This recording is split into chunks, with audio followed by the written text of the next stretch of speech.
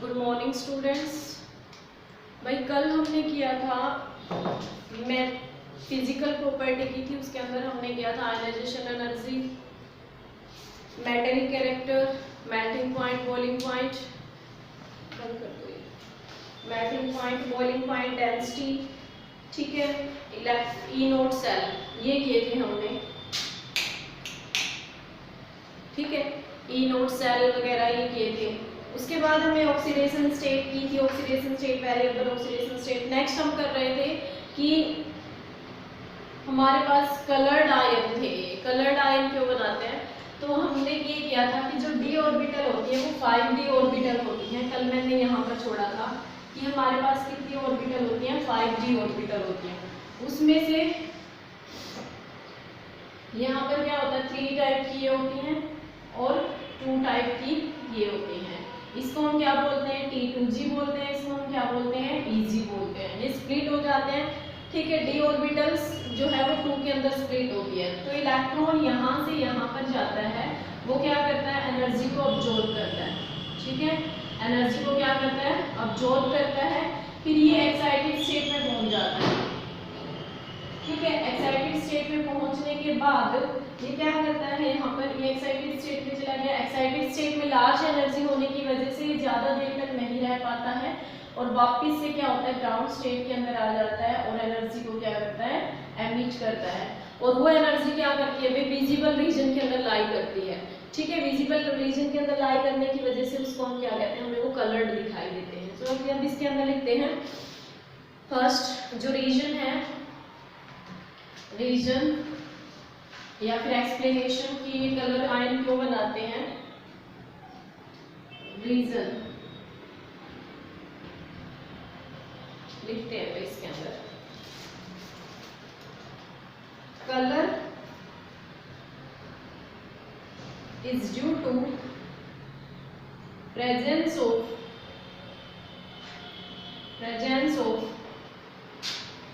incomplete d orbital, incomplete d orbital, ठीक है। when anion और ligand, ये हम कोऑर्डिनेशन वाले चैप्टर में बताऊंगी मैं, लिगेंड क्या होते हैं। वैसे जब लिगेंड हम उसको बोलते हैं जिसके ऊपर या तो नेगेटिव चार्ज हो, ठीक है, जिसके ऊपर या ये थोड़ा सा, ठीक है भाई, जिसके ऊपर या तो नेगेटिव चार्ज हो या फिर लोन पेयर हो, ठीक है। जो अपना या तो नेगेटिव चार्ज डोनेट करता हो या फिर लोन पेयर डोनेट करता है उसको हम बोलते हैं, ठीक है। Ligand approach toward metal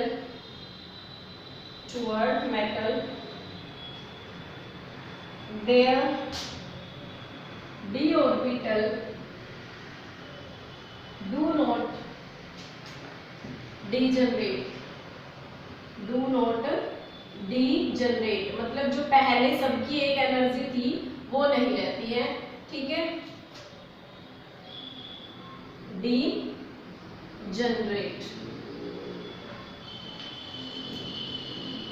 they split in 2 set, ये 2 सेट के अंदर स्प्लिट हो जाती है, T2G एंड EG, ठीक है। This is called,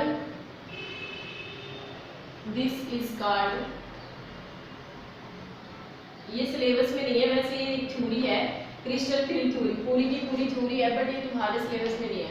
crystal field splitting, ये पूरी एक थ्योरी है, क्रिस्टल फील्ड थ्योरी। अब की बार हमारे सिलेबस में है नहीं, तो सोचिए the electron jump from T2G to EG, या फिर हम क्या कह सकते हैं, lower energy to higher energy, lower energy to higher energy, they absorb some amount of energy. अब हायर एनर्जी में जाने के लिए उनको क्या करना पड़ेगा भाई, एनर्जी को अब्जॉर्ब करना पड़ेगा, ठीक है, मतलब कुछ पर्टिकुलर वेवलेंथ के अंदर रहेंगे। अब ये हायर एनर्जी पर ज्यादा देर तक नहीं रह पाते हैं, ठीक है,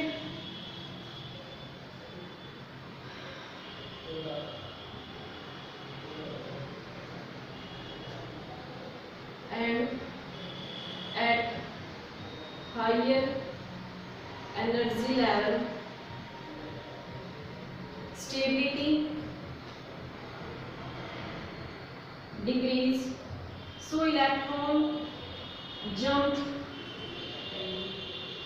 back to lower energy and transmitted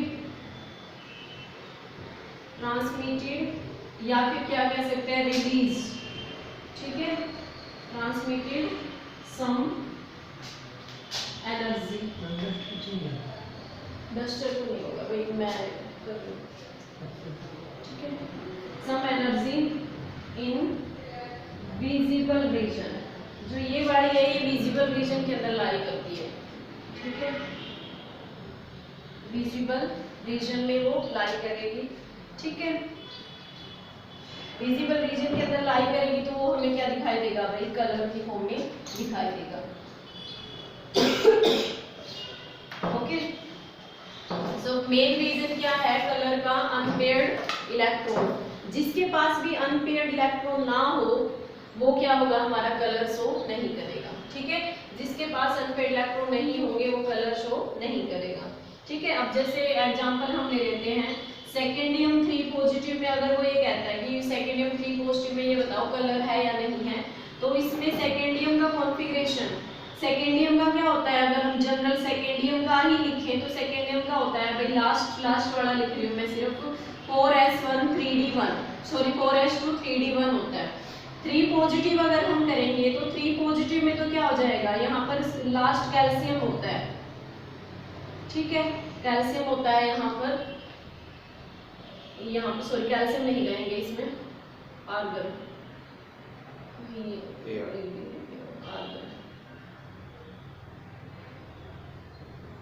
argon होता है, आर्गन, ठीक है, आर्गन 4s2 3d0 हो जाएगा अगर हम 3 इलेक्ट्रॉन 3 पॉजिटिव करेंगे। तो यहाँ पर कोई भी अनपेयर्ड इलेक्ट्रॉन नहीं है, तो इस वजह से सेकेंडियम 3 पॉजिटिव क्या होगा, कलरलेस होगा, इसको कोई भी कलर नहीं होगा, बिकॉज कलर किसकी वजह से है, सिर्फ अनपेयर्ड डी ऑर्बिटल की वजह से ही कलर है। अगर अनपेयर्ड इलेक्ट्रॉन है किसी एटम के पास तो कलर होंगे, अदरवाइज वो कैसा होगा, कलरलेस होगा। इसी तरह यहाँ पर हम क्या करते हैं भाई, टाइटेनियम 4 पॉजिटिव हो जाएगा, टाइटेनियम का होता है 4s2 3d2, तो दोनों दो उसके और दो उसके, अगर चारों इलेक्ट्रॉन लॉस कर देंगे तो क्या हो जाएगा, 4 पॉजिटिव और 3d0 4s0 हो जाएगा, सो इस वजह से वहां पर भी 0 इलेक्ट्रॉन है, ठीक है। नेक्स्ट आता है भाई मैग्नेटिक प्रॉपर्टी,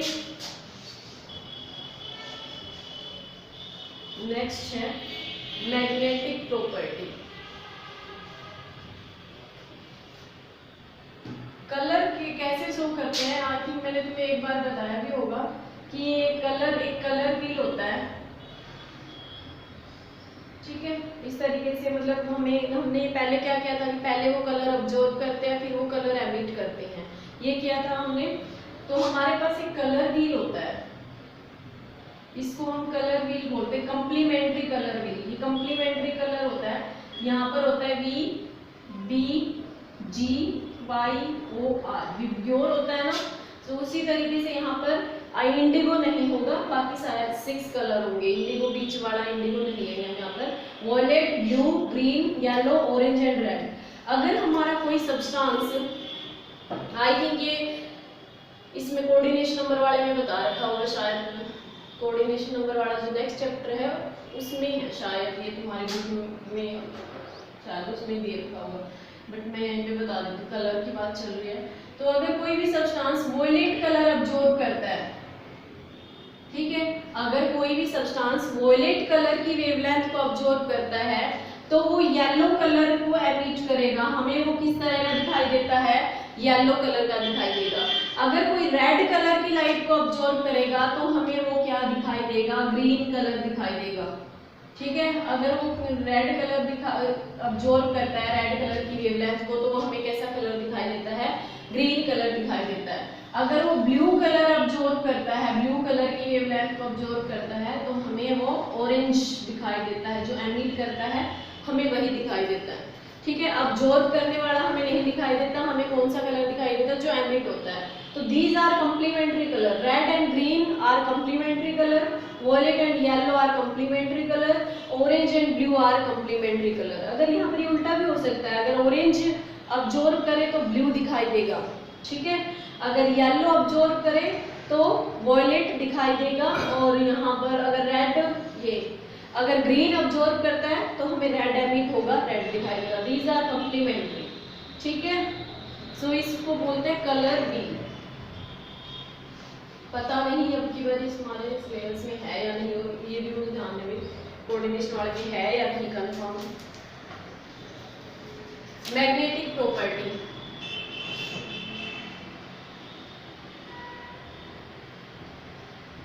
मैग्नेटिक प्रॉपर्टीज। अब ये कैसे होते हैं, जो हमारे डी ब्लॉक वाले एलिमेंट होते हैं ये कैसे होते हैं, पैरामैग्नेटिक। ठीक है, कुछ जैसे जिंक हो गया, कैडमियम हो गया, मर्क्यूरी हो गया, सिर्फ 2-3 हैं जो कैसे हैं, डाई मैग्नेटिक है।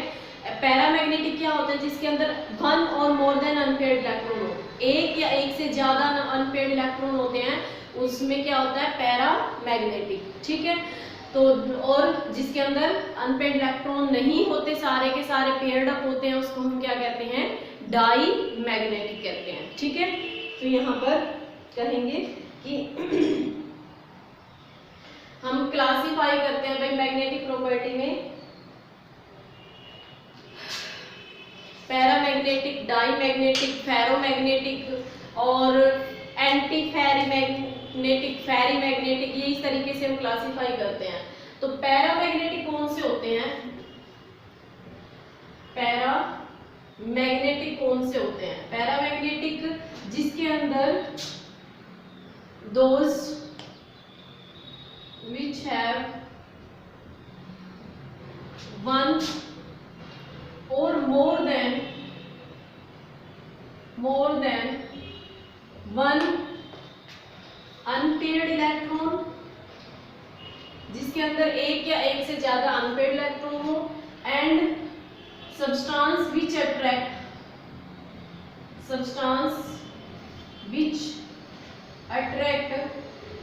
magnetic field of lines, जो magnetic field of lines को क्या करे, अट्रैक्ट करे, that is paramagnetic। And diamagnetic कौन सा होगा भाई, डाईमैग्नेटिक कौन सा होता है, यहाँ पर क्या हो जाएगा, जिसके अंदर all electron are paired, those substance which have all electron are paired and which repel magnetic field of lines. हमें 2 से ही मतलब है, और नहीं होंगे यहाँ पे, क्योंकि ये तो पैरामैग्नेटिक भी होता है। वैसे ये फर्स्ट चैप्टर में आते हैं सारे सभी की definition. Repel magnetic field of lines. ठीक है भाई, मैग्नेटिक फील्ड ऑफ लाइंस को क्या करते हैं, अट्रैक्ट करते हैं। ठीक है, बट ट्रांजिशन एलिमेंट कैसे होते हैं, पैरामैग्नेटिक होते हैं। Most of the transition metal, most of the transition metal ही लिखा है, एलिमेंट लिखा है, metal contain n-1d unpaired electron. इनके अंदर क्या होते हैं, अनपेयर्ड इलेक्ट्रॉन है, और अनपेयर्ड इलेक्ट्रॉन की वजह से कैसे होते हैं ये, unpaired d orbital, unpaired electron in n-1d orbital.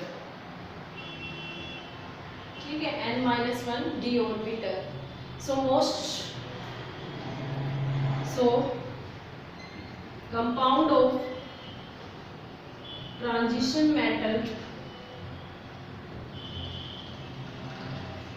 Mostly लिख सकते हैं यहाँ पर, mostly compound of transition metal are paramagnetic. कैसे होते हैं भाई? पैरामैग्नेटिक होते हैं। ठीक है, अब जिसके अंदर अनपेयर्ड नहीं होंगे ये तो तुम देख सकते हो, कॉन्फ़िगरेशन से ऑक्सीडेशन स्टेट निकाल लोगे, और ऑक्सीडेशन स्टेट निकालने के बाद फिर ये देख लेना कॉन्फ़िगरेशन लिख के, अगर कॉन्फ़िगरेशन में अनपेयर्ड इलेक्ट्रॉन मिलता है सो क्या हो जाएगा? पैरामैग्नेटिक, अदरवाइज वो क्या होगा? फिर डाईमैग्नेटिक होगा। ठीक है, उसके बाद हम मैग्नेटिक मूवमेंट निकालते हैं। बोहर मैग्नेट्रॉन, सॉरी यूनिट होते हैं तो मैग्नेटिक मूवमेंट की, बोहर मैग्नेट्रॉन। मैग्नेटिक मूवमेंट का फॉर्मूला होता है n+2 Bohr magnetron. This is unit of magnetic movement. n क्या है यहाँ पर? n is number of unpaired electron. n क्या है यहाँ पर?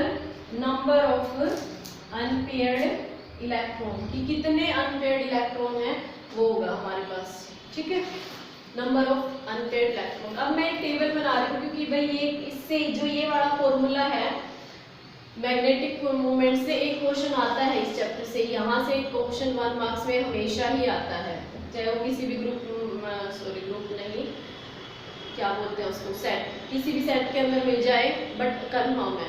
इसके अंदर दो तरह से आता है, या तो वो मैग्नेटिक मूवमेंट दे देगा, इसकी वैल्यू दे देगा, और ये पूछेगा नंबर ऑफ अनपेयर्ड इलेक्ट्रॉन बताओ कितने हैं इसके अंदर, या फिर क्या करेगा, तुम्हें कोई भी सब्सटेंस दे देगा, सब्सटेंस का फॉर्मूला दे देगा।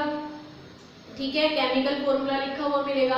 अब फॉर्मूले से तुम उसकी ऑक्सीडेशन स्टेट निकाल सकते हो, ऑक्सीडेशन स्टेट निकालने के बाद तुम उसका कॉन्फ़िगरेशन लिख सकते हो, कॉन्फ़िगरेशन लिखने के बाद तुम उसमें number of unpaired electron find out कर सकते हो, अनपेयर्ड इलेक्ट्रॉन फाइंड आउट करने के बाद उसका मैग्नेटिक मूवमेंट निकालना।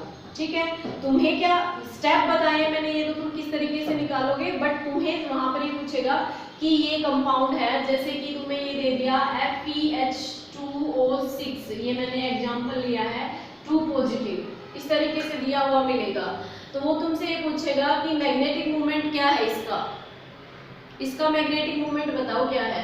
तो यहाँ पर देखो Fe है, Fe की ऑक्सीडेशन स्टेट निकालनी होती है हमें, इसकी मान लेते हैं हम x। ठीक है, इसकी निकालनी है हमें, तो इसकी क्या मान लेंगे हम? x मान लेंगे। और H2O के ऊपर कोई चार्ज होता है? वाटर के ऊपर चार्ज 0 है। अब ये 6 है तो चाहे 10 हो लेकिन 0 है चार्ज, तो क्या हो जाएगा? 0, तो x + 0। ओवरऑल कितना चार्ज है इसके ऊपर? यहाँ पर +2, तो यहाँ पर x = क्या आ गया? +2। तो आयरन के ऊपर ऑक्सीडेशन स्टेट कितनी आई है? +2। आयरन का कॉन्फ़िगरेशन होता है भाई 4s2 3d6। आयरन का कॉन्फ़िगरेशन क्या होता है? 4s2 3d6 जनरल, जब उसके ऊपर कोई चार्ज नहीं होता तब। अब यहाँ पर हमने क्या किया? 2 इलेक्ट्रॉन लॉस कर दिए हैं, 2 इलेक्ट्रॉन लॉस करने के बाद क्या बन जाएगा? 3d6 है ना, 3d6। अभी तुम्हें कुछ नहीं पता है, यहाँ पर 3d6 है। अब 3d6 को कैसे लिखोगे? 1 2 3 4 5 6 है ना, लिख दिया। 1 2 3 4 5 6 हो गए। अब अनपेयर्ड इलेक्ट्रॉन काउंट करो, कितने अनपेयर्ड इलेक्ट्रॉन है? 1 2 3 4 अनपेयर्ड है, तो 4 + 2 6, 4 की 4, तो यहाँ पर 4 + 2 6, तो 4 6 24 का रूट निकाल लेंगे तो वो मैग्नेटिक मूवमेंट आएगा। ठीक है, इतना लंबा करने के बजाय मैं तुम्हें एक टेबल बता देती हूँ, और तो वहाँ पर नंबर ऑफ अनपेयर्ड इलेक्ट्रॉन जितने हैं, नंबर ऑफ अनपेयर्ड इलेक्ट्रॉन से आइडिया हो जाएगा कि मैग्नेटिक मूवमेंट कितना है। ये दोबारा से फिर से करेंगे भी एग्जांपल, कोऑर्डिनेशन वाले में तो अच्छे से समझ आ जाएंगे वहाँ पे। ठीक है, अगर कॉन्फ़िगरेशन है नंबर ऑफ, यहाँ पर मैं लिख रही हूँ number of unpaired electron,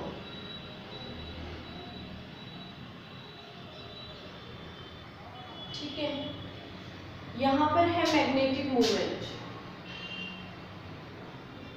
sorry dipole movement बोल दिया आई थिंक मैंने, बट मैग्नेटिक मूवमेंट है भाई, मैग्नेटिक मूवमेंट,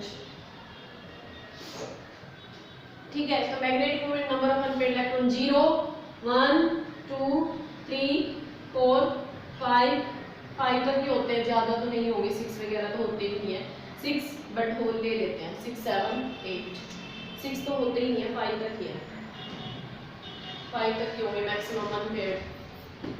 तो अगर 0 है तो n की जगह 0 पुट करोगे, 0 का रूट निकालोगे तो 0 ही आएगा, मैग्नेटिक मूवमेंट में क्या आएगा 0। और अगर 1 है तो होता है 1.73, 2 है तो होता है 2.8, ठीक है, 3 है तो होता है 3.8, 4 है तो होता है 4.9 और 5 है तो होता है 5.9, ठीक है। देखो भाई मतलब इस तरीके से याद रख सकते हो तुम, जैसे 2 है तो 2.8 होगा, 8 के आसपास, 8 या 9 में से ही मिलता है। अब जैसे यहाँ पर 8 और 9 में से ही मिलेगा, मतलब 2 4 3 नहीं होता, 2 है तो 2.89, 3 है तो 3.89, कुछ इस तरीके से ये होता है। अगर तुम्हें डाइपोल मोमेंट दे रखा हो 4.1, कई बार ऐसे दे देता है वो कि डाइपोल मोमेंट दे देता है और अनपेयर्ड इलेक्ट्रॉन बताओ कितने हैं, ये क्वेश्चन रिवर्स होके भी आ सकता है। ये डाइपोल मोमेंट दे देगा कि डाइपोल मोमेंट है 4.1, नंबर ऑफ अनपेयर्ड इलेक्ट्रॉन बताओ। अब हमें ये टेबल तो पता है भाई, 0 है तो 0 होता है डाइपोल मोमेंट, 1 है तो 1.73, 1 मतलब ये वाला 2 है तो 2 पॉइंट होगा, 3 है तो 3 पॉइंट होगा, 4 है तो 4 पॉइंट होगा, 5 है तो 5 पॉइंट होगा। अब यहाँ पर ये है 4.1, तो ये कहाँ पर है, यहाँ पर है 4.1, तो इन दोनों के बीच में है, मतलब 3 और 4 के बीच में इलेक्ट्रॉन है, नंबर ऑफ अनपेयर्ड इलेक्ट्रॉन, ठीक है। बट ये नियर किसके है, 3.8 के पास में है या फिर 4.9 के पास में है, इसकी वैल्यू किसके पास में है, 3.8 के क्लोज है, तो यहाँ पर नंबर ऑफ अनपेयर्ड इलेक्ट्रॉन कितने होंगे, 3 ना कि 4, ठीक है, ना कि 4 होंगे, यहाँ पर अनपेयर्ड इलेक्ट्रॉन कितने होंगे भाई, 3 अनपेयर्ड इलेक्ट्रॉन होंगे। ध्यान रखना जिसकी वैल्यू क्लोज हो, 2 वैल्यू आती है यहाँ पर, 2 वैल्यू में से जिस वैल्यू के क्लोज हो वो वैल्यू, अब अगर यहीं पर ही ये दे देता 4.6 या फिर 4.5 दे देता, तो वो वैल्यू किसके क्लोज आ जाती, फिर 4 वाले के क्लोज आ जाती, तो फिर वहां पर क्या होता है, वो वैल्यू आती है, नंबर ऑफ अनपेयर्ड इलेक्ट्रॉन कितने होते, 4 होते, ठीक है। ये है भाई। उसके बाद नेक्स्ट है हमारे पास कॉम्प्लेक्स फॉर्मेशन। कॉम्प्लेक्स आज ये चैप्टर का फिनिश ही कर देंगे, आई थिंक इसमें क्रिस्टल फील्ड वगैरह थ्योरी है ही नहीं, काट रखा, मैंने अभी चेक किया था, अगर मिला तो बाद में करवा देंगे वो। Complex formation, complex formation transition metal form, transition metal form large number of complex, form large number of complex, ठीक है। complex compound, complex होते क्या हैं, complex are those, complex are those which have metal ion linked with number of negative ion, number of negative ions, ठीक है। Number of negative ion मतलब ligand, that is ligand.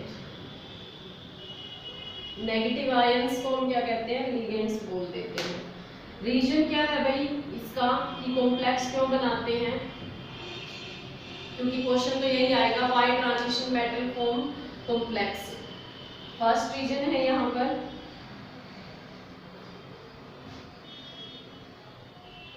First comparatively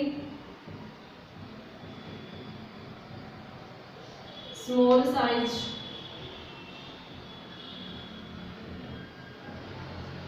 of their metal ion, second is their high ionic charge,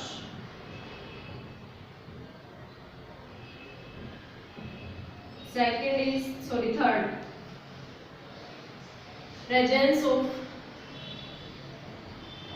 presence of vacant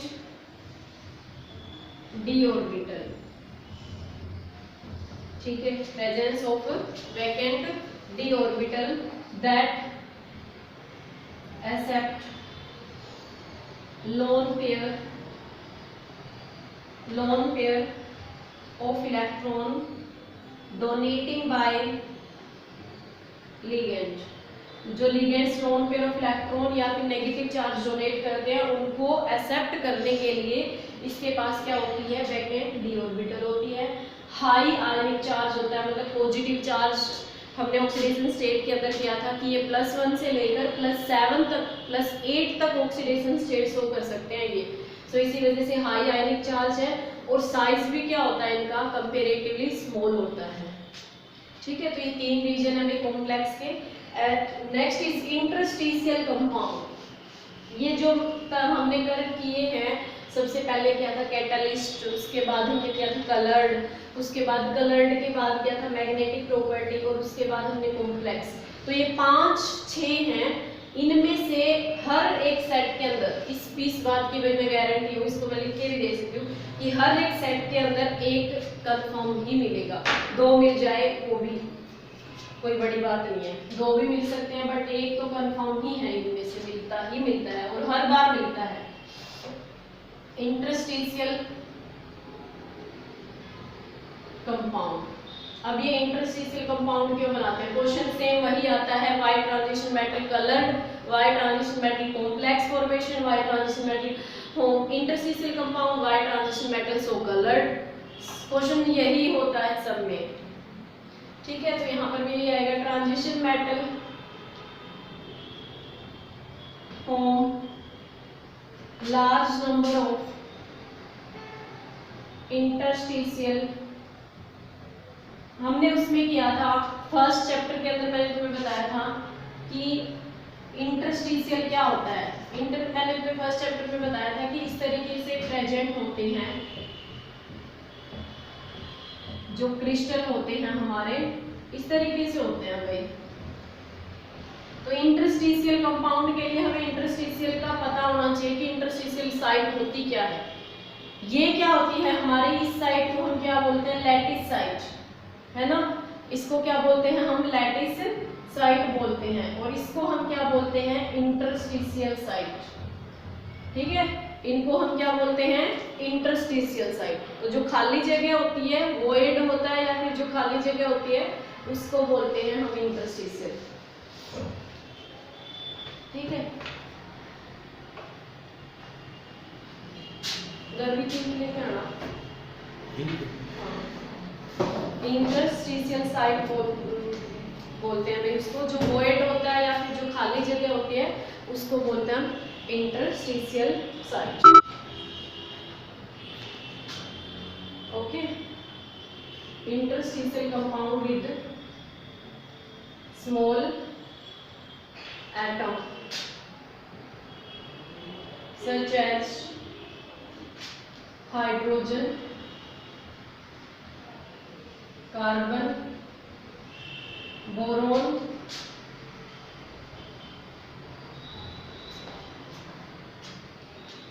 etc.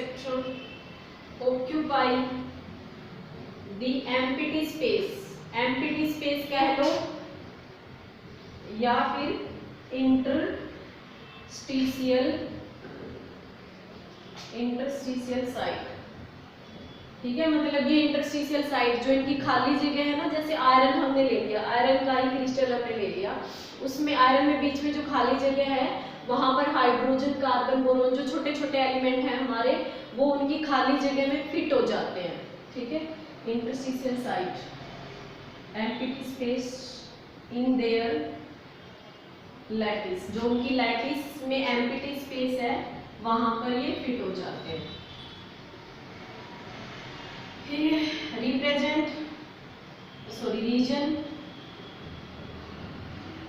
First is they are very hard and rigid.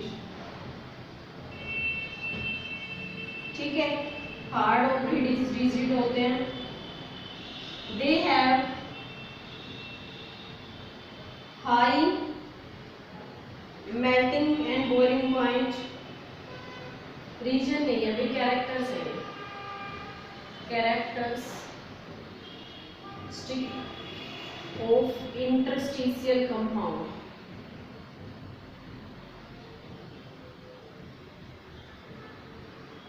Melting point and boiling point.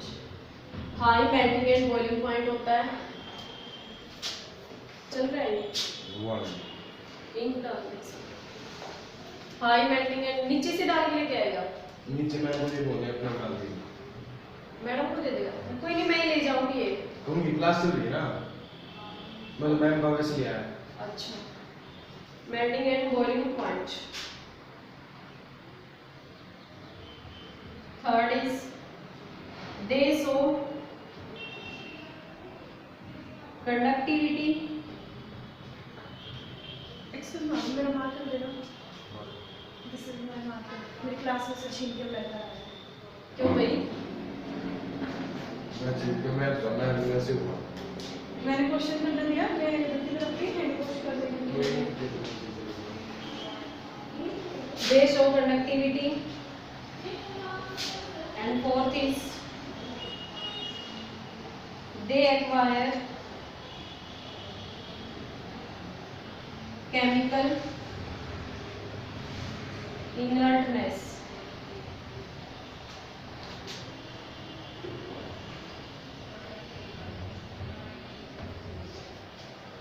ठीक है, ये क्यों बनाते हैं भाई? इनके पास वही है कि वैकेंट डी ऑर्बिटल होती है, स्मॉल साइज होता है इनका।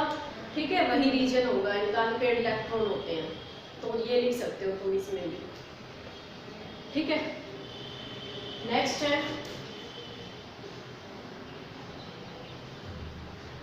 Alloy formation.